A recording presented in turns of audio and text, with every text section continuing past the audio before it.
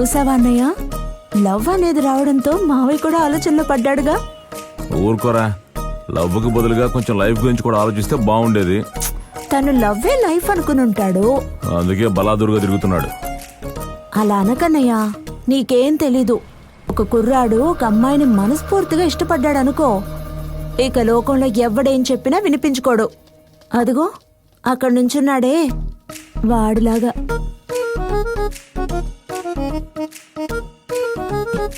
వీడు ఒక లవ్ ఫీలరే.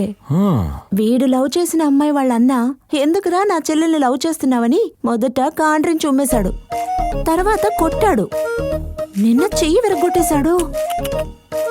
నిన్న చెయ్యరగొట్టినా మళ్ళీ ఈ రోజు వచ్చి నుంచున్నాడంటే ఆ పిల్ల అంత అందంగా ఉంటదా? అదిగో ఆ పిల్లే వచ్చింది, నువ్వే చూడు.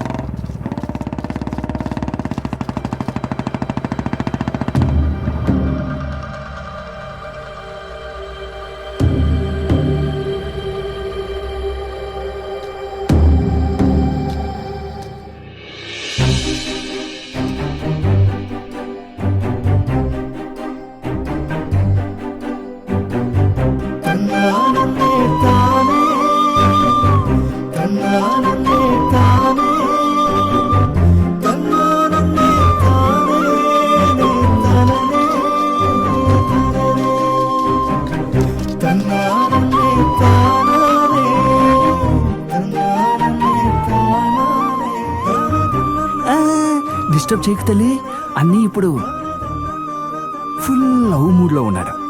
ఏంటి లవ్వా? ఏంటన్నయ్య ఇదంతా? నువ్వు ఆ అమ్మాయిని ఎక్కడ చూసావు? రేయ్ చెప్పరా.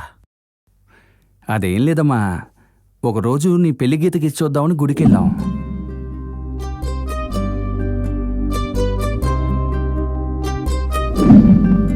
అది విషయం. వంకరగా వెళ్తున్న గీతని అన్న చేతిని పట్టుకుని, గమనించాల్సిన విషయం, చెయ్యి పట్టుకుని సరిచేసింది అనుకుంటే అన్న సరెండర్ అయిపోయాడు.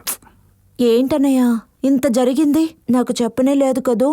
అదేం లేదురా, ఆ పిల్ల చెయ్యి పట్టుకోవడానికి కారణం చెప్పింది చూడు. అరే మనం కోరింది జరుగుతుందో లేదో, కానీ కోరుకోవడం సరిగ్గా ఉండాలిగా. ఆ మ్యాటరేరా అన్నయ్యకి సూపర్ గా నచ్చింది.